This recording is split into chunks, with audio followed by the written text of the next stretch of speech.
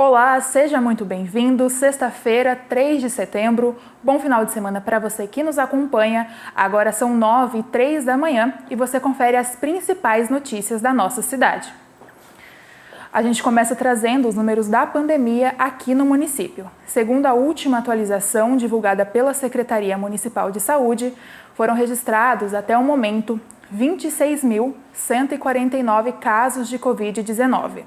Desse total, 25.275 pessoas já se recuperaram, notícia boa. Ainda aguardam o resultado do exame 5.472 pessoas e, infelizmente, já são 779 vítimas da doença. Em relação ao tratamento hospitalar, são 32 pessoas internadas e dos casos confirmados, são 16 internações, sendo 9 em UTI, e dos casos suspeitos, são 16 pessoas internadas e, até o momento, 3 permanecem na UTI. Somados, os números representam 38% de ocupação em leitos de UTI e 25% em leitos de enfermaria. Agora, sobre a vacinação. Já foram 277.562 doses aplicadas, ou seja, 75,50% da população já tomou a primeira dose da vacina e outros 39,84% já completou o esquema vacinal com a primeira e segunda dose ou então a vacina de dose única. Lembrando que essas informações são disponibilizadas diariamente nos canais oficiais da Prefeitura e, claro, a gente traz aqui para você no Bom Dia Jacareí. Hoje nós estamos recebendo o pós-doutor Moacir José dos Santos, que é líder do Núcleo de Pesquisas e Estudos em Comunicação, o NUPEC, membro do Núcleo de Avaliação e Desenvolvimento Regional da Unital, a Universidade de Taubaté. O professor conversa com a gente de forma remota. Seja muito bem-vindo, Moacir. Muito obrigada pela sua presença. Hoje a gente conversa um pouquinho sobre o feriado do dia 7 de setembro. Bem-vindo. Bom dia. Desejo aí um bom dia a todos que nos escutam, que nos veem, né? E um bom feriado, né, que se aproxima.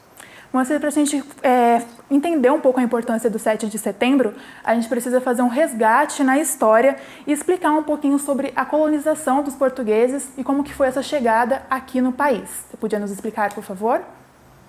Bem, é importante lembrar, né, que o Brasil já possui uma população nativa, originária, diversa, né, do ponto de vista linguístico, cultural, espalhada pelo território. Então, a gente pode dizer que foi um processo de conquista, né, e um processo de violência, inclusive, né, que o uso de pessoas escravizadas, tanto a população nativa quanto a população de origem africana, trazida nessa condição, né. Então, temos que lembrar que o Brasil, ele não tem exatamente 521 anos. Há 521 anos foi iniciado o processo de colonização e de conquista do território, e num dado momento se constituíram as condições para que ocorresse a ruptura e a emancipação em relação a Portugal. Então, diferente do que as pessoas imaginam, que a nossa história é uma história pacífica, ela não é uma história de conflitos.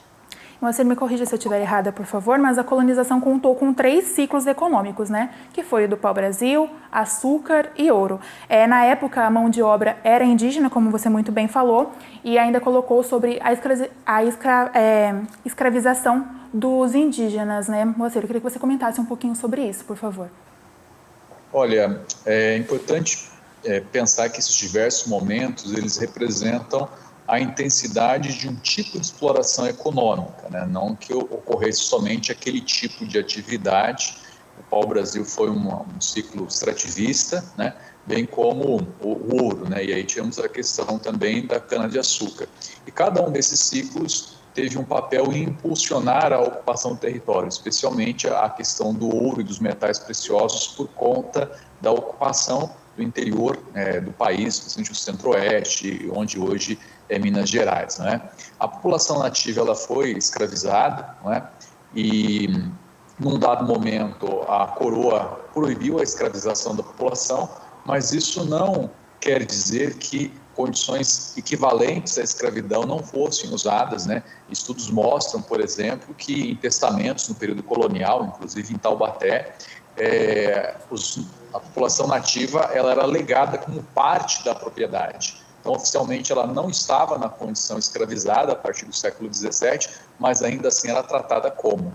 Moacir, eu peço licença a você. A gente volta daqui a pouco para falar um pouquinho sobre um assunto bem atual, que é o marco temporal. Licença, Moacir.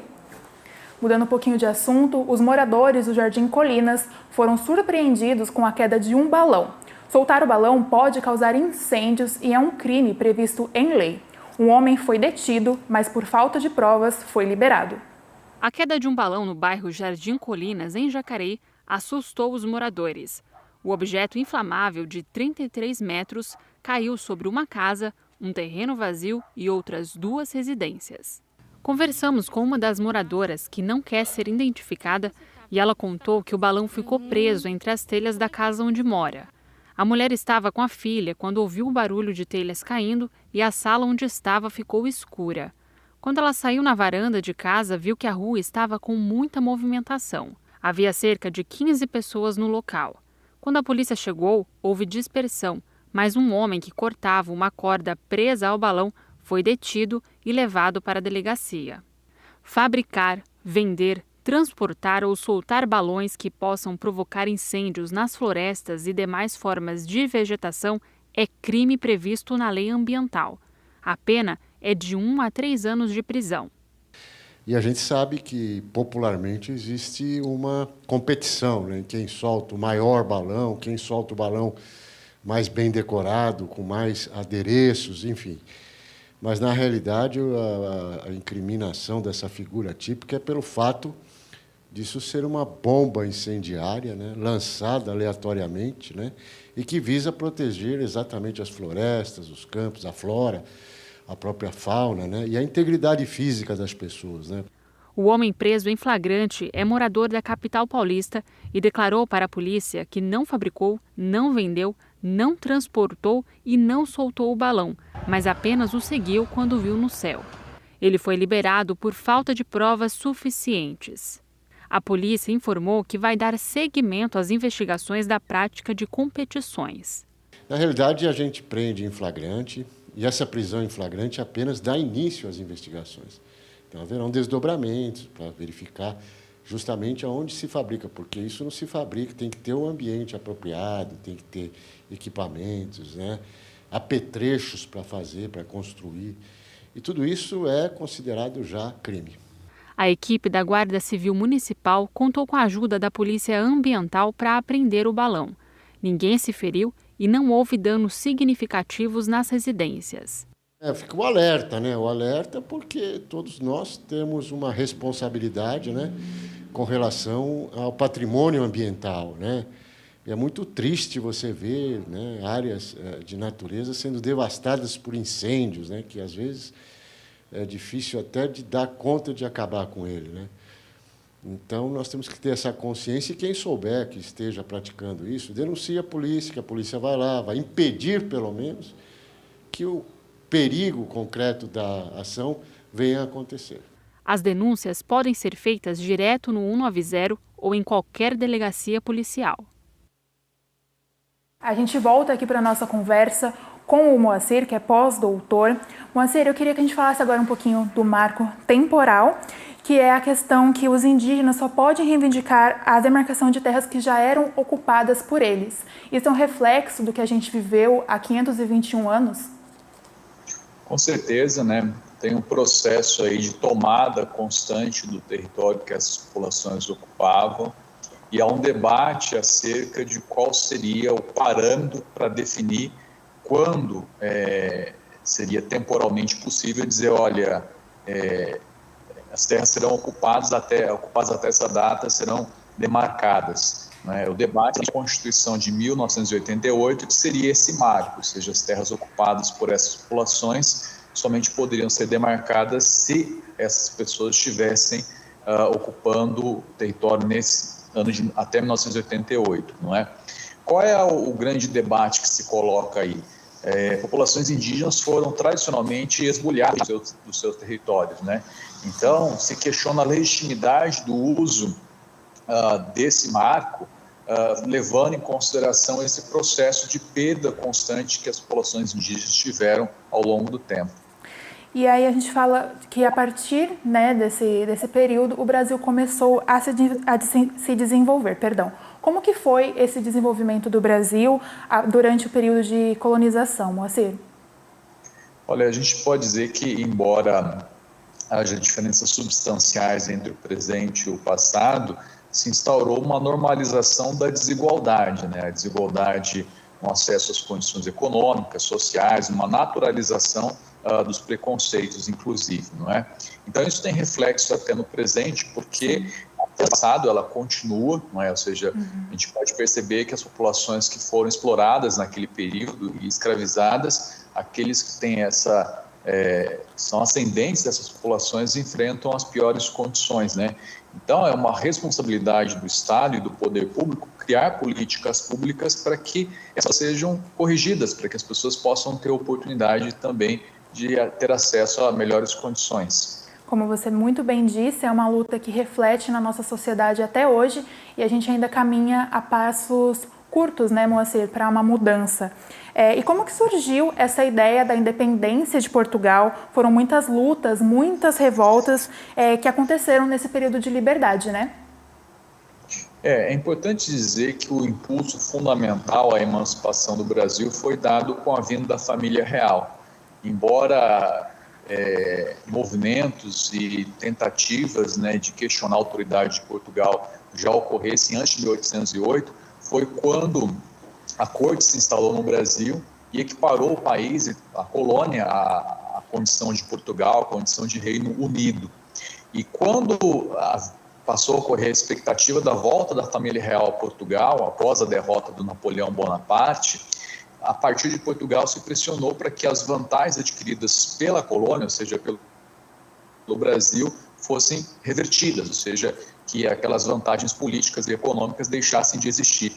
Então, isso estimulou a busca pela independência. Inclusive, Dom João VI, ao contrário do que as pessoas pensam, é uma pessoa muito sagaz, tinha uma visão política sobre os processos, não é? E aconselhou, segundo a historiografia registra, a que Dom Pedro I fizesse a liderança, como de fato o fez, da ruptura, antes que outro o fizesse. Ou seja, ele sabia que uma vez instalada a tentativa de retroagir o Brasil à condição de colônia, isso não seria aceito pelas pessoas poderosas que aqui estavam, né? Então é o fato que vai definir e deflagrar as condições que levaram à emancipação, à ruptura do Brasil para com Portugal. A gente volta a falar daqui a pouco sobre esse grito da independência. Peço licença a você, Moacir. Mudando de assunto, a gente volta a falar sobre a vacinação. Hoje podem receber a segunda dose das vacinas da AstraZeneca e da Pfizer aqueles que receberam a primeira dose no dia 11 de junho ou data anterior. Amanhã, no sábado, também acontece a aplicação de segunda dose das vacinas da AstraZeneca e da Pfizer para todos que receberam a primeira dose no dia 12 de junho ou data anterior. Hoje, o atendimento será feito até às 17 horas em todas as unidades municipais de saúde da família, com exceção do Jardim das Indústrias e do Cidade Salvador, que funcionarão até às 19 horas, assim como nas unidades básicas de saúde e na UBS Central. Já no sábado, o atendimento ao público será realizado nos mesmos locais, porém das 8 da manhã às 17 horas. Para a segunda dose, é preciso levar um documento de identificação com foto, além do cartão de vacinação, comprovando que recebeu a primeira dose. Lembrando também que a cidade aguarda a chegada de um novo lote de imunizantes da Pfizer, destinado para aplicação de primeira dose para retomar a vacinação dos jovens e de uma nova remessa de vacinas da Coronavac para retomar a aplicação de segunda dose no município. Todos os endereços e mais informações você acompanha no jacareí.sp.gov.br ou então pelo telefone 156. Para celebrar o feriado de 7 de setembro, nós temos a honra de receber parte da Orquestra Sinfônica Jovem de Jacareí, que está ao vivo lá no plenário com o repórter João Lucas Batista. Bom dia, João, tudo bem? Hoje você está muito bem acompanhado, né? Olá, Larissa, um ótimo dia para você. E realmente, vocês podem ver aqui atrás de mim estão os membros, né, da Orquestra Sinfônica Jovem de Jacareí, aqui no plenário da Câmara, e eu ressalto que é um prazer recebê-los.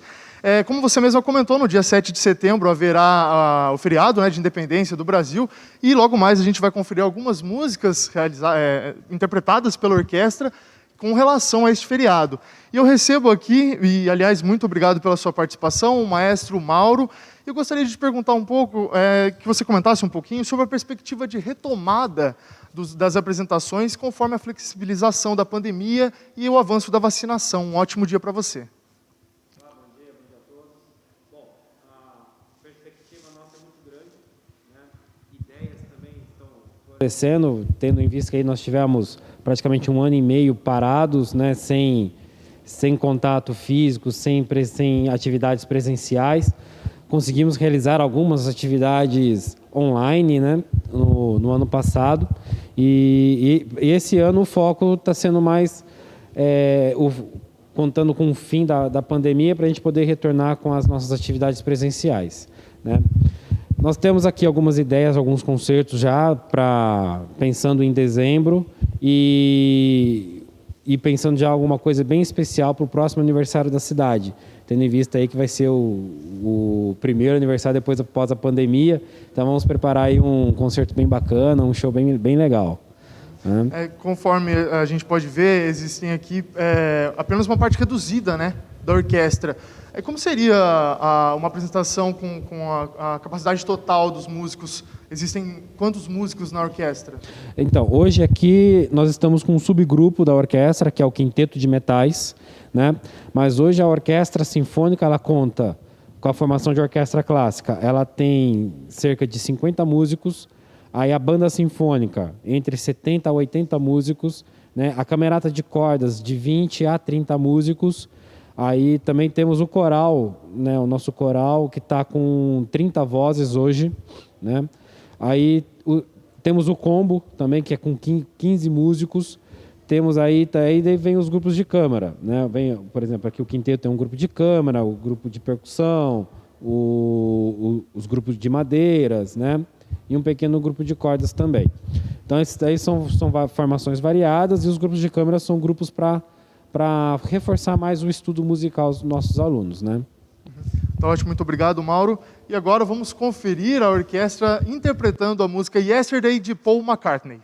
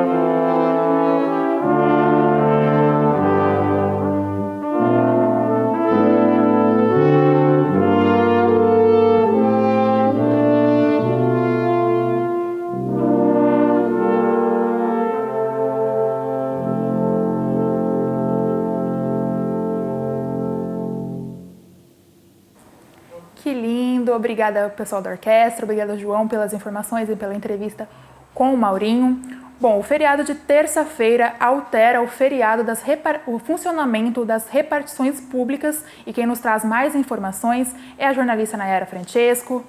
Bom dia, Nay. Quais são as informações, por favor?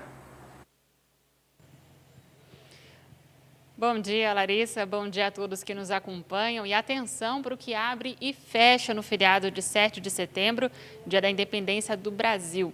Todos os setores públicos estarão fechados na véspera do feriado, na próxima segunda-feira, e também no dia 7, voltando aí ao normal só na quarta-feira, dia 8, às 8 horas da manhã.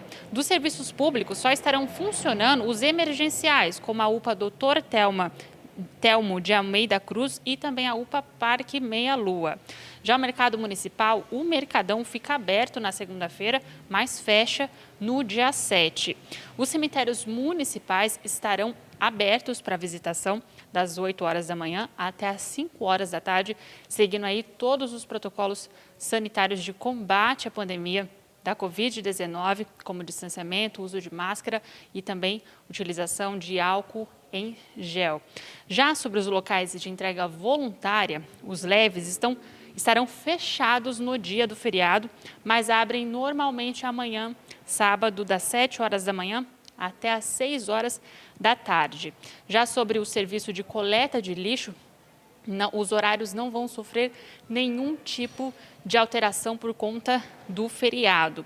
E em caso de emergência com o fornecimento de água ou problema de esgoto, a população pode acionar o plantão do SAI por meio dos seguintes canais. Tem o 0800 725 0330 e também tem o aplicativo do SAI Jacareí.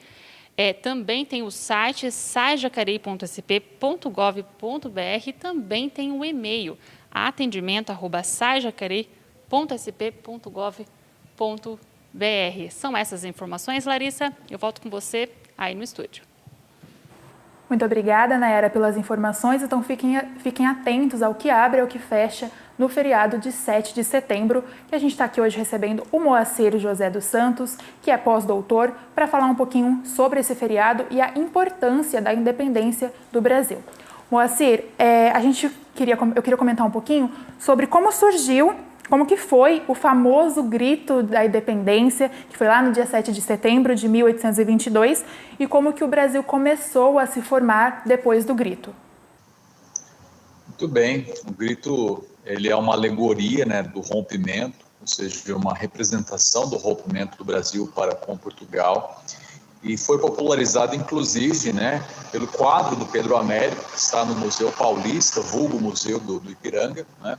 E o que a gente sabe é que não foi exatamente daquela maneira, houve um processo de desgaste e de ruptura, né, que foi muito além de qualquer tipo de declaração pública, né? Sabe-se que houve essa declaração pública, mas o importante foi o início desse processo que levou à emancipação do Brasil, né? O que nos leva a pensar exatamente, a partir do momento em que o Brasil fica independente, o Estado e a sociedade são responsáveis por enfrentar esse legado que há pouco conversamos, né, do processo de colonização, da exclusão, da desigualdade social presente ainda no país. Disse sobre o Museu do Ipiranga, que fica em São Paulo, e que conta por meio da arte e a riqueza dos acontecimentos, como que foi aquela época, qual que é a importância da gente preservar a história por meio da arte e a gente disponibilizar para que as pessoas tenham acesso a essa história. Olha, a arte ela é fundamental, ela nos permite não só acessar o conhecimento, mas entender como, em cada momento, os fatos importantes para a nossa sociedade foram percebidos e representados, né? Então, o Museu do Ipiranga é um patrimônio da sociedade brasileira e, portanto, ele precisa estar aberto. Agora, há uma expectativa, após um longo período fechado para reformas, de ser aberto ao público finalmente no próximo ano, quando a gente vai ter o bicentenário da independência do Brasil. Então, do ponto de vista da educação e da cultura é fundamental, mas a reflexão sobre essa herança, né? Porque o 7 de setembro ele tem que ser pensado nas responsabilidades que o Estado e a sociedade têm para com a população, não é? Então, de um lado, tem essa preservação do legado e do outro, né, essa reflexão sobre os desafios que ainda permanecem relacionados a esse processo de formação histórica que o Museu do Ipiranga muito bem demonstra com o seu acervo, né? Isso entra na questão dos desafios e da importância também de ser um país independente, né, Moacir? Olha, a independência política é fundamental, mas é importante também a independência econômica e a possibilidade de autonomia para a população, né?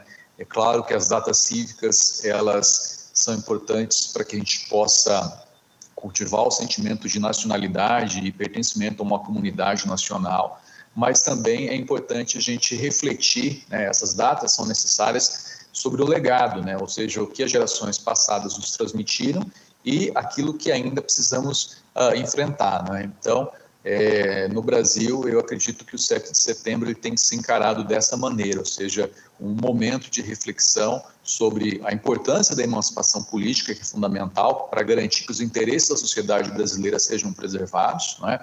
E, ao mesmo tempo, chamar a atenção para aquilo que ainda gera dificuldades para a nossa população, o acesso ao emprego, que ainda é precário, os efeitos de uma crise econômica de vários anos, né, que ainda a população sente, né? Então, tudo isso tem que ser motivo de reflexão e de construção para um país que seja mais justo, especialmente para os mais carentes. A gente possa construir esse país mais justo, juntos, né, e dos dois lados que atuam aqui no nosso país. Peço a você, Moacir. A gente vai para um rápido intervalo e no próximo bloco você confere mais informações sobre a Câmara Municipal, informações sobre o Bolsa do Povo e, claro, mais música com a orquestra. Até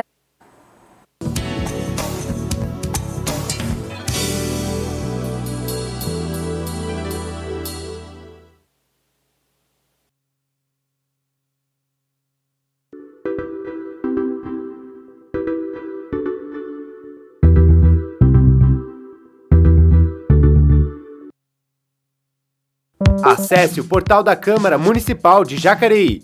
Opine sobre os projetos dos vereadores. Acompanhe o portal Transparência, os dados do Fiscaliza Jacareí e encaminhe suas dúvidas e sugestões ao Poder Legislativo. No site, assista toda a programação ao vivo da TV Câmara Jacareí, canal 39.2 UHF. Portal da Câmara Municipal. A cidadania em suas mãos.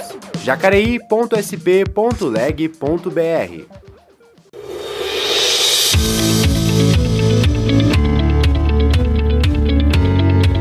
Acompanhe o trabalho dos vereadores de Jacareí no site da Câmara Municipal.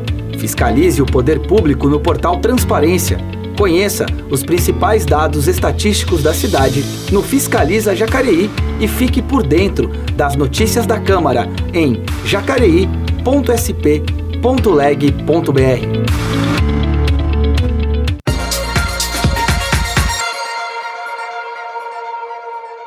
As pessoas que têm livros emprestados da Biblioteca Municipal Macedo Soares, de Jacareí, e querem devolver, devem esperar a volta das aulas, quando o espaço for reaberto. A Secretaria Municipal de Educação informa ainda que não será cobrada multa no retorno desses livros, que, quando voltarem à biblioteca, deverão entrar em quarentena, cumprindo o protocolo de armazenamento de 14 dias. Hoje, a biblioteca tem cerca de 200 livros em circulação, que foram levados pelos leitores antes da pandemia. Para mais informações, acesse o site da Prefeitura, jacareí.sp.gov.br.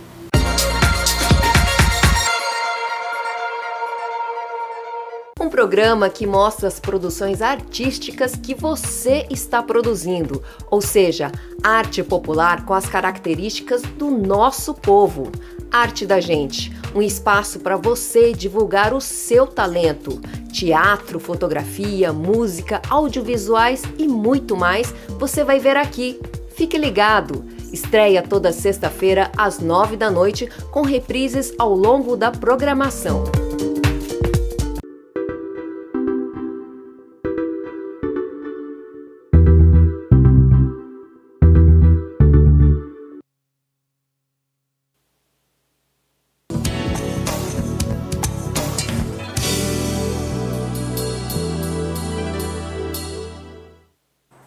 Estamos de volta e a gente começa conferindo um pouco do trabalho realizado pelos vereadores no momento legislativo.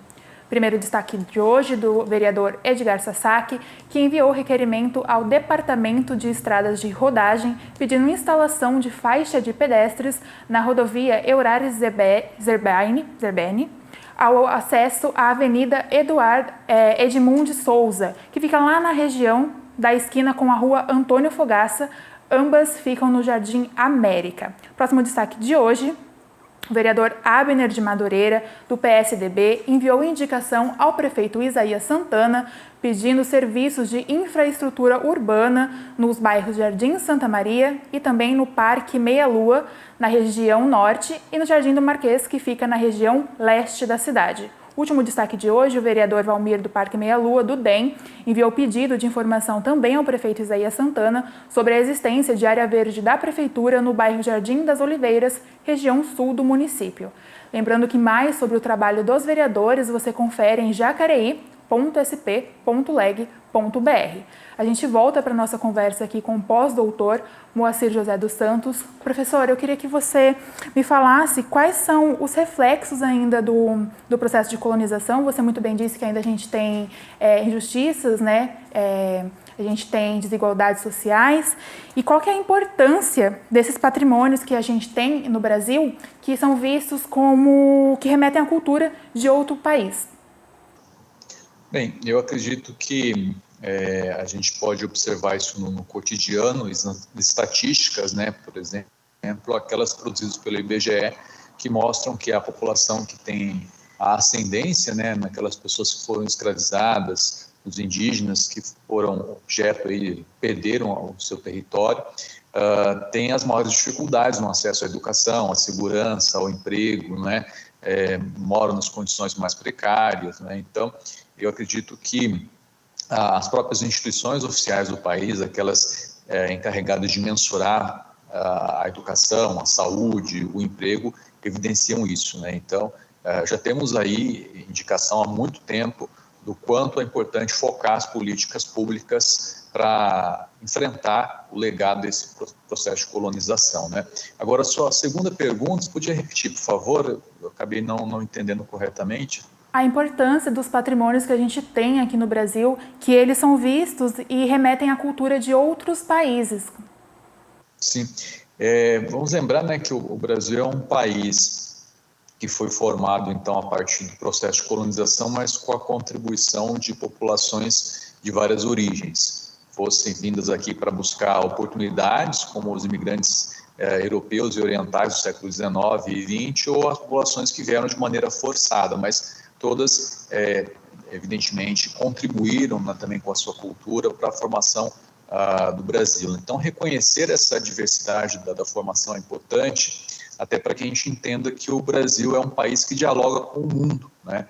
O Brasil sempre teve uma posição assertiva no cenário internacional por ser um país que defende a mediação, o diálogo, a tolerância. Isso é um patrimônio político e diplomático do nosso país que insere o Brasil positivamente no concerto das nações, né? E, ao mesmo tempo, legitima uma posição que é defender os interesses do Brasil e não de um país A ou país B, ou seja, sempre priorizar os interesses do Brasil. E esse patrimônio, além de ser algo importante para a instrução e educação da população, é exatamente a inserção do Brasil no mundo. O Brasil como um país diverso e aberto a todos. Os outros países, muitos países eles comemoram o Dia da Independência de uma forma bem fervorosa. A gente vê, por exemplo, os Estados Unidos, o 4 de julho é muito comemorado, e aqui no Brasil é um pouco diferente, né? A gente vê que lá nos Estados Unidos, por exemplo, eles fazem festa, colocam a bandeira do país nas casas. Isso representa um sinal de falta de patriotismo ou é uma coisa mais cultural do nosso país, Moacir? Olha, eu vejo um distanciamento crítico de boa parte da população em relação a essa postura que é comum, por exemplo, nos Estados Unidos, porque secularmente o Estado e as instâncias de poder foram controladas por uma elite política e econômica que ajudou e contribuiu para concentrar poder, recursos econômicos e manter a população à margem do processo político e econômico. Então, esse distanciamento se dá não por uma alienação da população, mas pela percepção de que muitas vezes o patriotismo ele é utilizado como uma maneira de angariar simpatia para um grupo político que tem os seus interesses, mas que de fato não está preocupado com as condições de vida da população, o acesso ao emprego, à saúde, à educação. Então, isso se enraizou na população brasileira, né, esse distanciamento crítico em relação às datas cívicas. Isso não é uma alienação ou falta de patriotismo, né? O brasileiro gosta muito do próprio país, né? Tanto é que a gente vê o interesse por situações em que o país está representado, como nos esportes, por exemplo, mas há uma desconfiança em relação a como o patriotismo ele é apresentado à população e ele é utilizado ao longo da nossa história para ganhos de concentração de poder que colocam a população à margem. Realmente tem que haver, de fato, uma separação nessa questão, né, Moacir? Eu peço licença a você. A gente assunto para falar sobre a Agência Nacional de Energia Elétrica, que anunciou a criação de uma nova bandeira tarifária na conta de luz, chamada de Bandeira de Escassez Hídrica. A taxa extra será de R$ 14,20 para cada 100 kWh consumido e já entrou em vigor no dia 1º de setembro, permanecendo vigente, então, até abril do ano que vem. O novo patamar representa um aumento de R$ 4,71, cerca de 50% em relação à bandeira vermelha patamar 2, até então o maior patamar, no valor de R$ 9,49 por kWh. A decisão foi tomada em meio à crise hidrológica que afeta o nível dos reservatórios das usinas hidrelétricas, principal fonte geradora de energia no país. De acordo com o governo federal, é a pior seca em 91 anos. Com as hidrelétricas operando no limite, é preciso aumentar a geração de energia por meio das usinas termoelétricas, que infelizmente têm um custo maior. Agora a gente volta lá para o plenário com o repórter João Lucas, que está ao vivo com parte da orquestra de Jacareí. João, tem mais música pra gente? Bom dia, Larissa. Tem sim, mas daqui a pouquinho vou conversar um pouquinho mais com o Mauro também. Você tinha até antes do intervalo, chamado a gente, né, para tocar a música, e você comentou em relação ao feriado de 7 de setembro. Pois bem, pergunto para o Mauro agora, como vai ser a participação da orquestra no feriado, sabendo que, né, estamos vivendo um momento de pandemia, um momento de distanciamento social. Como será feita a participação? Bom, a orquestra hoje ela vai participar do desfile online, né, que será realizado pela Secretaria Municipal de Educação, né, da qual a orquestra faz parte. E 2-3 semanas atrás nós gravamos toda a trilha sonora do desfile online. Né, então a gente gravamos os hinos, alguns dobrados, algumas canções e alguns temas populares, né, que será distribuído aí ao decorrer do desfile, que vai ser transmitido pelo portal da Secretaria de Educação pelo canal no YouTube. Bacana. Aliás, gostaria de te perguntar, se você também puder, eu imagino que o nosso telespectador também tem interesse, em saber as redes sociais da orquestra, para conferir um pouco mais de material sobre vocês. Sim, hoje nós temos 3 canais, né, à disposição. É o Facebook, né, só de procurar no Facebook Orquestra Sinfônica Jovem de Jacareí, o Instagram, que é o mesmo nome do Facebook, e os nossos vídeos todos estão em um canal no YouTube, que é um canal do Instituto de Arte e Cultura Maestro Mauro Messias. Então, só procurar no YouTube lá que a gente acha todos os vídeos que nós temos. Ok, Mauro, novamente, muito obrigado pela sua participação.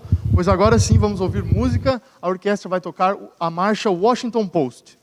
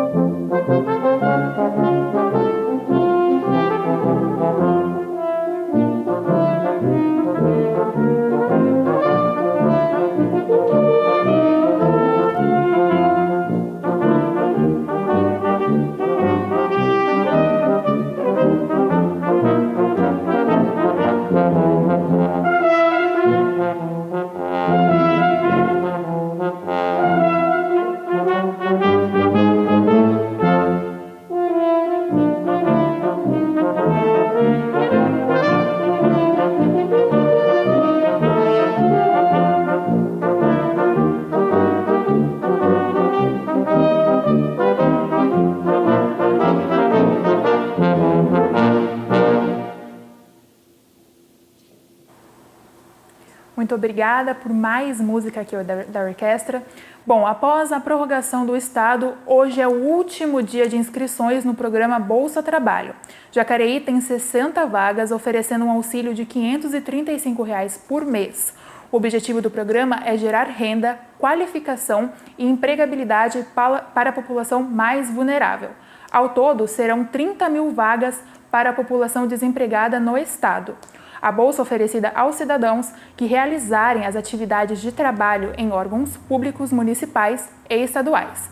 As atividades serão definidas posteriormente e para participar é necessário ter no mínimo 18 anos, ser morador de Jacareí, estar desempregado e com renda familiar de até R$ 550 por pessoa. Os moradores elegíveis devem se inscrever exclusivamente no portal www.bolsadopovo.sp.gov.br. A Biblioteca Municipal Macedo Soares, da Secretaria Municipal de Educação, está realizando oficina de Braille e os professores da Rede Municipal de Ensino aproveitam a oportunidade para levar mais inclusão para as salas de aula. Regletes, punção e papel em mãos. Com essas ferramentas, os professores da Rede Municipal de Ensino de Jacareí estão se aperfeiçoando no sistema Braille, um método de escrita e leitura por meio do tato, desenvolvido para pessoas com deficiência visual. Ler e escrever é um direito e deve ser garantido a todos. A importância do sistema Braille na educação inclusiva, ela é para proporcionar ao educando que ele tenha acesso à educação no processo de leitura e escrita. A Biblioteca Municipal Macedo Soares, da Secretaria Municipal de Educação, está realizando oficina de Braille para professores da rede de ensino. As vagas foram distribuídas em 2 turmas e reduzidas por conta da pandemia. O curso de Braille que está sendo realizado aqui na biblioteca, em primeiro lugar, estamos seguindo todos os protocolos, de segurança devido à Covid-19. Então, estamos com uma turma a priori reduzida, com 5 cursistas, nesse momento. E a gente tem o objetivo de estar aberto à população, à comunidade como um todo, para que as pessoas tenham acesso e conhecimento em torno da deficiência visual e de como funciona o sistema Braille, que é um código. Além das oficinas realizadas para aumentar a acessibilidade nas salas de aula, a Secretaria dá acesso à biblioteca com livros em Braille. Para os professores, a oportunidade oferecida pelo município faz toda a diferença. É mais conhecimentos da gente poder dar essa oportunidade para o aluno mesmo. Dele está aprendendo, a gente está aprendendo, está passando para o professor de sala, porque às vezes o professor de sala também não tem esse conhecimento, e o aluno, cada vez mais dando mais oportunidade dele estar acompanhando a rotina de uma sala, as habilidades daquela sala e aprendendo na linguagem que ele precisa. A Andréia é professora do ensino regular e sempre busca por especialização. A educadora reforça a necessidade do conhecimento do sistema Braille para ampliar a inclusão na rede de ensino municipal. A importância da inclusão na nossa rede é porque os alunos estão chegando cada vez mais. Então, a gente tem que se sentir mais preparado para a gente poder estar auxiliando esse aluno, mesmo tendo uma professora especialista na sala, às vezes a gente pode precisar adaptar alguma coisa de última hora, e a nossa prefeitura ela é muito inclusiva. É um diferencial das outras redes. E, sendo assim, todo mundo sai ganhando, principalmente os alunos. Realmente, com a inclusão, todo mundo sai ganhando. E a gente volta aqui para finalizar a nossa conversa com o pós-doutor Moacir dos Santos. Moacir, como muito bem foi falado na matéria, sobre a inclusão, a gente falou disso aqui, mas a gente está vivendo uma época de polarização. Qual que é a importância da gente reconhecer a data do 7 de setembro com respeito e com a importância que ela tem para o nosso país? Olha, como toda data cívica, ela marca um momento importante na história do país e que merece reflexão, não é? E é importante perceber o que se propõe para o país, porque o Brasil se tornou república apenas em 1889, ou seja, pouco mais de 100 anos, e a maior parte desse período não tivemos, de fato, um regime democrático que assegurasse não só a liberdade política, mas os direitos sociais da população. Então, esse momento, assim como o 15 de novembro, deve ser para essa reflexão, ou seja, somente com a preservação das instituições e com o aprimoramento dos processos políticos, poderemos ter um país de fato inclusivo. Inclusive, temos que pensar qual é o sentido do termo polarização, não é? Porque quando se fala de polarização, se fala de extremos, não é? E o extremo que as pessoas se referem é exatamente propostas que se equivaleriam. Será que realmente se equivalem? Então, a preservação das instituições e das garantias fundamentais, porque as democracias somente se aprimoram e conseguem atender as suas populações desde que as instituições sejam preservadas, ou seja, não dá para querer acabar com as instituições simplesmente porque há divergências quanto a decisões ou quanto ao papel de cada instituição, não é? Então, o próprio debate ele é fundamental para que a democracia brasileira seja aperfeiçoada. Então, nesse sentido, o 7 de setembro deve ser pensado, como outras datas cívicas, como uma garantia da permanência da democracia e das políticas de Estado visando a inclusão da população e a correção das desigualdades geradas desde o processo de colonização. Moacir, eu agradeço muito pela sua participação aqui com a gente hoje no Bom Dia. Você sempre muito didático, muito prestativo, e as portas estão sempre abertas aqui. Quando quiser, por favor, retorne ao jornal.